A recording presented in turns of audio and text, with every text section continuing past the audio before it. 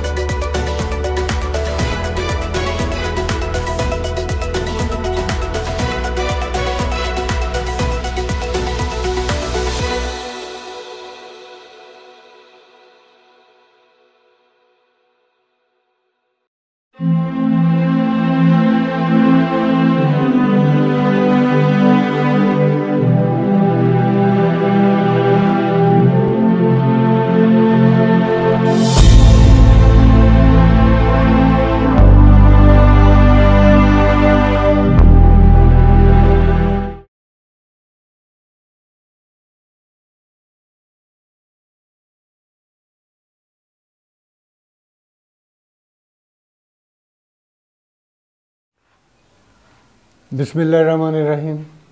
दोस्तों, सज्जनों, साथियों और मेरे जैसे तमाम पाकिस्तानियों, अस्सलाम वालेकुम। मैं हूँ ज़मीर आफाकी। प्रोग्राम है मेरा ज़मीर की आवाज़, और आज फिर हम आपके साथ आप ही के मसाइल, आप ही की बात लेकर फिर हाज़िर हुए हैं। पाकिस्तान गुज़श्ता 75 साल से मुख्तलिफ़ अदवार से गुज़रता आ रहा है। कभी नाजुक दौर में है, कभी इंतहाई नाजुक दौर में है, और आजकल फिर इंतहाई नाजुक दौर में। उनकी मईशत का कबाड़ा हो चुका है, लोग परेशान हैं। ख़ुदकशियों, फैमिली समेत, बच्चों समेत ख़ुदकशियों की रफ्तार जो है, अल्लाह रहम करे, बढ़ती जा रही है। क्राइम में इजाफ़ा, ये सारी चीज़ें, और महंगाई का ये आलम है कि अब लोग अपनी रोटी रोज़ी को भी तरस रहे हैं। काम कारोबार है नहीं है, बिजली यहाँ पर उस तरह से मैसर नहीं है कि लोग काम कर सकें, रास्ते में जगह जगह रुकावटें हैं। लेकिन इस दौरान हमने चंद दिन जाते हैं खबर नज़र से गुज़री, अखबारात में, चैनल पे भी चली। खबर अपनी नौइयत के एतबार से बड़ी अहम थी, और ऐसी अहम खबर जो है, इसके ऊपर होना तो ये चाहिए था कि हमारे जो शाम को मंडली लगती है चैनल्स के ऊपर, तमाम चैनल्स के ऊपर, जहाँ पर जिसे हम टॉक शो कहते हैं, वहाँ पर इसको डिस्कस भी होना चाहिए था। लेकिन मैंने नहीं देखा, शायद आपने किसी ने देखा हो, क्योंकि इतने ज़्यादा प्रोग्राम टीवी चैनल चलते हैं। हो सकता है किसी दर्दमंद एंकर ने इसके ऊपर प्रोग्राम भी किया हो, और अगर मैं ना देख सका हूँ तो आप मेरी निशानदेही कर दीजिएगा। खबर ये थी कि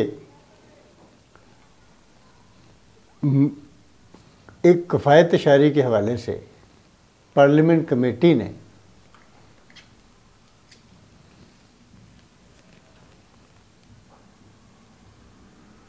सरकारी मुलाजमीन की तनख्वाहों में 10% कमी का कहा गया, जबकि वफाकी वज़रा, वज़ीर मुमलकत, मशीरों और ख़ुसूसी मामलीन की तादाद 78 से कम करके सिर्फ 30 कर देने की बात की। अच्छा, अब बात यह है कि क्योंकि हमारे यहाँ अमूमन ये कहा जाता है कि अवाम को कुर्बानी देनी पड़ेगी। अवाम तो बेचारे 75 साल से, बल्कि पाकिस्तान बनने से पहले भी वही कुर्बानी देते आ रहे हैं। लेकिन आज तक हमने ये नहीं देखा कि हमारी जो एलीट है, तबका इशराफिया है, उसमें तमाम महकमे हैं, अदारे हैं, वहाँ पर भी कभी कोई कुर्बानी की बात की गई हो।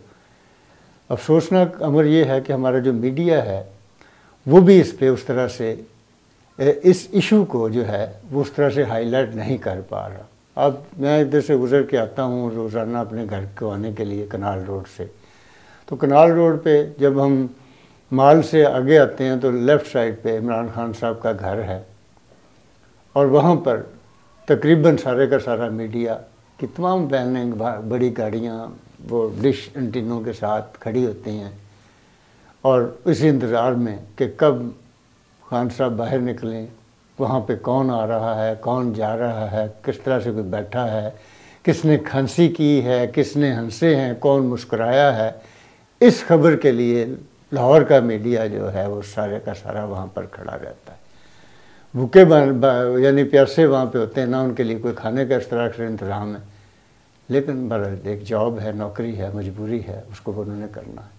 रास्ता ब्लॉक होता है, लाखों लोगों को रोज़ाना परेशानी होती है और खान साहब जो बहुत बड़े बड़े दावे करते हैं कि जी मैं आवाम का नुमाइंदा हूँ, लेकिन आवाम के लिए सुहाने रूह बने हुए नज़र आ रहे हैं। वहाँ पर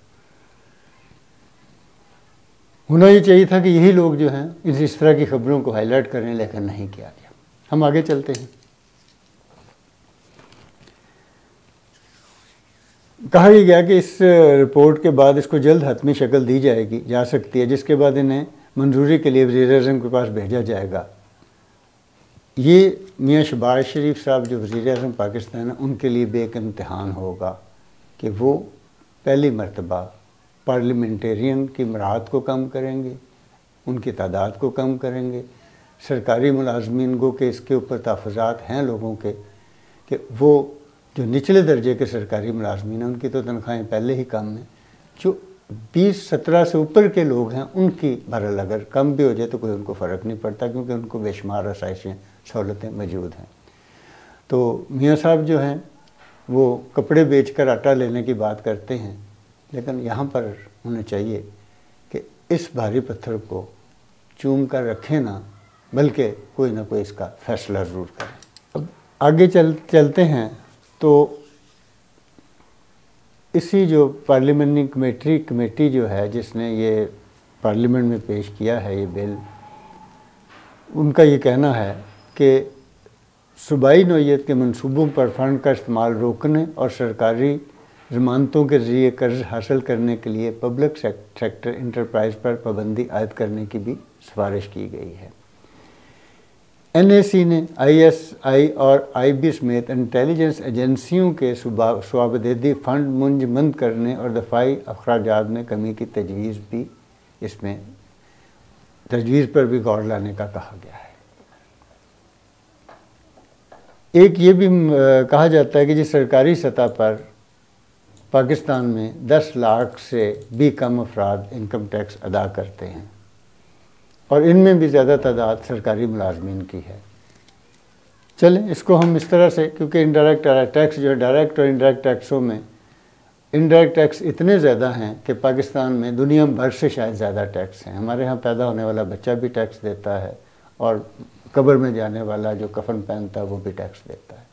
जो तो टैक्सों का मामला, लेकिन उसका जो मैकेनिज़्म है वो कोई बहुत अच्छा नहीं है और इसके हवाले से भी पूरी दुनिया में ये एक असूल है कि मराहत याफ्ता तबके, उम्रा तबके से टैक्स लिया जाता है और जो डिप्राइव लोग हैं, गरीब गुरबा जो हैं, उनके ऊपर उसका इस्तेमाल किया जाता है ताकि माशरे में मसावात कायम रहे, लोग बिल्कुल डाउन टू अर्थ ना हों, मरने की पोजीशन में न रहें, उनका सांस चलता रहे, काम करते रहें ताकि मुल्क आगे बढ़ता रहे।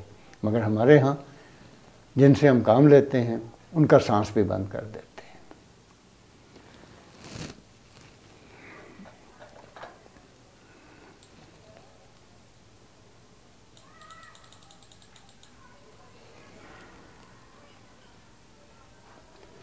अब ये देखिए कि हमारा जो तेल की जितनी हमारी दरामद है वो ज़्यादातर हमारे पेट्रोल उसके ऊपर जो IPPs हैं, बिजली का जो इशू है उसके ऊपर जनरेटर में जल जाती। अब यही अगर अदारे प्राइवेट हो जाएं, निजी हो जाएं, मतलब वापटा है बहुत बड़ा अदारा है, मैं तो कहता हूँ कि रेलवे हालांकि पाकिस्तान रेलवे जो है वो बहुत ज़्यादा कमाई का ज़रिया बन सकता है, लेकिन उसे भी हम सही तरह से इस्तेमाल नहीं कर रहे। तो ये जो हमारे अदारे हैं इस तरह के जो बोझ हैं ख़जाने के ऊपर, जहाँ पे कोई काम नहीं हो रहा उस तरह से, जहाँ से कोई आउटपुट नहीं हो रही और वो वहाँ पे तनख्वाहें बहुत ज़्यादा जा रही हैं, अखराजात बहुत ज़्यादा हैं, लेकिन उसकी उतनी आउटपुट नहीं है। तो उनको अगर उनकी निजकारी कर दी जाए तो शायद हमें सर्विस भी अच्छी मिले। वापटा, PIA, बिजली, टेलीफोन, ये जितने महकमे हैं, बाकी जो एहसास नौइयत के उनके अलावा, और इसमें प्राइवेट पार्टनरशिप भी की जा सकती है जिससे हम आगे बढ़ सकें। लेकिन बहरहाल इसके ऊपर भी हमें सोचना पड़ेगा कि कैसे हम आगे चलते हैं। हमारी अदालतें माशाल्लाह काफ़ी फ़ाल हैं। बाज़ इंतज़ामी मामलात को भी वो अपने हाथ में लेती हैं। इस तरह से कोविड में ये हेल्थ इश्यूज़ के ऊपर स्कूल, तालीमी अदारे जो हैं उनको बंद करने से लेकर उनके टाइम जो है वो बनाने में, उनके औकात कार तय करने में भी, ट्रैफिक के मसाइल हों तो हेलमेट पहनने से लेकर उन्हें चालान करने तक, ये सारी चीज़ें, क्योंकि ज़ाहिर है आपकी रियासती मशीनरी जब फ़ाल नहीं होती, काम नहीं कर रही होती, तो अदालतों को अपनी फ़ालियत दिखानी पड़ती है। अभी हाल ही में उन्होंने कहा है कि जी अपना स्कूल जो हैं वो एक नोटिफिकेशन सामने आया है कि वहाँ पर भी महकमा एजुकेशन की तरफ से या DC की तरफ से कि महकमा जो स्कूल हैं, प्राइवेट स्कूल, निजी स्कूल जो हैं, वो जहाँ 60% बच्चों के लिए, यानी जहाँ पे फ़र्ज़ करें 500 बच्चे हैं तो उनके 60% बनते हैं 300, तो 300 के हिसाब से उन्हें कोई हर 50 बच्चों के लिए एक बस का उन्हें तजवीज़ दी गई है। बल्कि कहा गया कि जिन बसों को ले जाए, लेकिन ये नहीं सोचा गया कि आजकल तो हर गली मोहल्ले में स्कूल हैं और वहाँ पर वो हर बच्चा अपने करीब के स्कूल में जा रहा है। तो जब ये बसें एक एक स्कूल में, कहीं किसी को जो बड़ी चेन्स हैं उनको तो हज़ारों के हिसाब से बसें चाहिए होंगी, ये बसें खड़ी कहाँ होंगी, इनके लिए पार्किंग का क्या इंतज़ाम होगा। फिर जो ज़ाहिर है जो स्कूल्स हैं उन्होंने फ्री में तो ये बसें देनी नहीं है। अगर एक बच्चा 1500, 2000, 3000 फ़ीस दे रहा है तो उसे किराए की मद में 5-6 हज़ार रुपया और ज़्यादा इजाफा हो जाएगा, तो 10-12 हज़ार रुपया उसे इस मद में देना पड़ेगा। तो क्या ये स्कूल बच्चे जो हैं ये स्कूल पढ़ पाएंगे? हालांकि अमूमन देखा गया कि जो गाड़ियों में लोग जा रहे होते हैं वो कम लोग हैं, मोटरसाइकिलों पे, पैदल, बसों पे, वैगनों पे, बल्कि ज़्यादातर बच्चे पैदल ही जा रहे हैं। ऐसे निजी स्कूलों का मामला हो तो सरकारी स्कूल क्या करेंगे? ये सारे मामला तो हैं पॉलिसी मेकर्स के लिए सोचने के कि बैठें, कोई मैकेनिज़्म बनाएं, ऑर्डर ना करें। ऑर्डर तो देंगे तो हुकूमत ने तो ज़ाहिर अपना इम्प्लीमेंट करना होता है अपनी ताकत के ज़रिए, लेकिन अवाम के मामलात को भी देखा जाए कि वो किस तरह से चलेंगे, स्कूल इसको किस तरह से मैनेज करेंगे, स्कूलों की इंतज़ामिया के साथ बैठकर बात करें कि इसको मामले। ये कहा जाता है कि जी एक कार में एक बच्चा आता है, तो कारें, गाड़ियाँ तो जब चल रही, इस वक्त कहा यह जा रहा है, कोई हतमी नहीं है, लेकिन आदादोशुमार के लाहौर में 70 लाख गाड़ियाँ चल रही हैं। पोल्यूशन का मसला है, स्मोक का मसला है, ये सारी चीज़ें हैं। लेकिन क्या प्राइवेट ये पब्लिक ट्रांसपोर्ट चल रही है? इस सवाल को ज़रूर उठाना चाहिए कि हुकूमत का ये फ़र्ज़ है कि वो पब्लिक ट्रांसपोर्ट को इलेक्ट्रिक बसें चलाए, जिस तरह से कराची में चल रही हैं। वहाँ पर कराची में अब यहाँ तक भी हो गया है कि ख़वातीन के लिए अलहदा हैं, बच्चों के लिए अलहदा हैं, और उन्होंने इलेक्ट्रिक बसें चला दी हैं। तो क्या पंजाब में नहीं चल सकती? बड़े शहरों में नहीं चल सकती? अब पब्लिक ट्रांसपोर्ट को देखिए, चंगची चल रहे हैं, लोगों को मार रहे हैं, ज़ख्मी कर रहे हैं, पैसे मनमाने किराए वसूल कर रहे हैं, रिक्शे वाले, टैक्सी वाले, उबर वाले, क्रीम वाले, कोई पूछने वाला नहीं। हर तरफ ऐसे लगता है जैसे इंतशार है, और ऊपर से हुकूमती पॉलिसियाँ जो लोगों को और ज़्यादा परेशान कर रही हैं। कफ़ायत शहरी ऐसे नहीं होती। कफ़ायत शहरी के लिए ऊपर के तबकात को कुर्बानी देनी पड़ती है, वो अपनी मराहत को ख़त्म करते हैं। ये 500 गाड़ियों के काफ़िले के साथ जब निकलते हैं धूल उड़ाते हुए, तो हम जैसे लोगों के चेहरों के ऊपर मट्टी पड़ती है। ये तौहीन है हम जैसे लोगों की, पाकिस्तानियों की, कि एक गरीब मुल्क जो कर्ज़ों में जकड़ा हुआ है, जिसे कई इदारों में तनख्वाहें देने के लिए जिनके पास पैसे नहीं हैं, उनके जो अफसरान हैं 2-2, 2.5, 3-3 करोड़ की गाड़ियों में, वज़ीर आला गुज़रता है तो ऐसे लगता है जनाब हटो बच्चों की आवाज़ आ रही है। सदर गुज़रता है, वज़ीर आज़म गुज़रता है, एक वज़ीर गुज़रता है, पुलिस का कोई आला ओहदेदार गुज़रता है, इस तरह के दिगर लोग हैं, हमारे अदलिया के जज साहब बहन हैं। जब सारे ये लोग गुज़रते हैं तो दिन में माल रोड जैसी सड़क जो है 10-10 मरतबा VIPs के गुजारने के लिए बंद की जाती है, और वो पेट्रोल जलता है, फूंकते हैं। फिर उस वक्त जब वो गुज़रते हैं VIPs तो 10-10, 15-15 मिनट जब गाड़ियाँ खड़ी रहती हैं वहाँ पे इशारे के ऊपर, सड़कों के ऊपर, तो वो जो धुआं निकलता है तो उससे क्या स्मोक पैदा नहीं हो रही? सवाल बड़े हैं, मामलात भी बहुत हैं, मसाइल भी बड़े हैं। हल कौन करेगा, ये हमें सोचना है।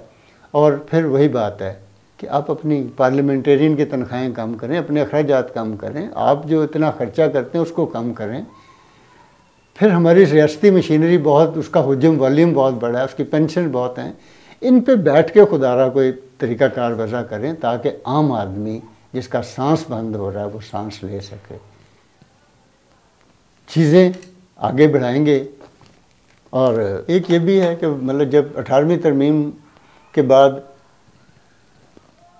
हेल्थ, एजुकेशन, ये सूबाई मामलात इस तरह के कई वफाकी सतह के ऊपर जो वजारतें होनी चाहिए थी, दफ़ा, खारजा, ख़जाना के अलावा बाकी सारी वजारतों को ख़त्म कर देना चाहिए था। लेकिन तलीम, सेहत और माहौलियात समेत कई वजारतें वफाकी और सूबाई दोनों सतहों पर काम कर रही हैं। इससे भी अखराजात बढ़ रहे हैं, इससे मैशत पर बोझ भी बढ़ रहा है। इस पर भी नज़रसानी की ज़रूरत है। इसके अलावा अरकान पार्लियामेंट के तरक्याती फ़ंड भी ख़त्म होने चाहिए और ये फ़ंड बल्दियात को, अगर हमारा मकामी हुकूमतों का निज़ाम फ़ाल हो, मकामी हुकूमतें ख़ुद भी जनरेट कर सकती हैं और वो ज़्यादा अच्छा डिलीवर कर सकती हैं। हम MNA MPA को नवाजने के लिए मकामी हुकूमतों को नहीं चलने दे रहे, हमें मकामी हुकूमतों को भी फ़ाल करना चाहिए। और इस वक्त कुर्बानी सिर्फ मुझे ही नहीं देनी, जो अगर 10,000 रुपया कमाता है तो उसमें से 5,000 मुख्तलिफ मद में टैक्सों में दे देता है। उन लोगों को देनी चाहिए जो ऊपर बैठे हुए हैं, सदर से लेकर हमारी इस्टेब्लिशमेंट, हमारी अदलिया, हमारे सारे लोग जितने जिनकी तनख्वाहें बहुत ज़्यादा हैं, उन्हें ख़ुद भी सोचना चाहिए कि एक तरफ अगले किसी व्लॉग में मैं आपको दादोशुमार के साथ बताऊंगा कि इस मुल्क रोज़ाना के हिसाब से यहाँ पर कितने लोग खुदकशियाँ कर रहे हैं, घरेलू नाचाकी की बिना पर लड़ाई झगड़े के वाक़यात कितने हो रहे हैं, हादसात कितने हो रहे हैं, सड़कों पर किस तरह से लोग जो है आपस में गुत्थम गुत्था गिरेबान एक दूसरे के हो रहे हैं। टेम्परेचर हमारे सोसाइटी का बहुत कम होता जा रहा है। अगर इसी तरह से रहा तो फिर वही बात आ जाती है कि हम अनार्की की तरफ भी जा सकते हैं। इससे पहले कि लोगों का पारा जो है वो बहुत हाई हो जाए, हम सबको मिलकर, खुसूसन हमारी लीड जो है वो हर तरह की लीड, तमाम जो हमारी सूबाई असम्बलियाँ, कौमी असम्बलियाँ, सेनेट, वजारतें, अदारे, यहाँ पर बैठे हुए लोगों को अपनी जो आपकी मराहत है उनको कम करें और उससे मुंतकिल करें आम आदमी की तरफ। हो सकता है कि हम कोई थोड़ा बेहतर और बेहतरी की तरफ गामज़न हो सकें। मुझे इजाज़त दीजिए, मेरे चैनल को सब्सक्राइब भी कीजिएगा और हम अगले इशू, फिर मैं बार बार ये कहता हूँ, आप हमें भी तजावीज़ दीजिए, कोई मसाइल आपके हैं हमारे साथ डिस्कस कीजिए।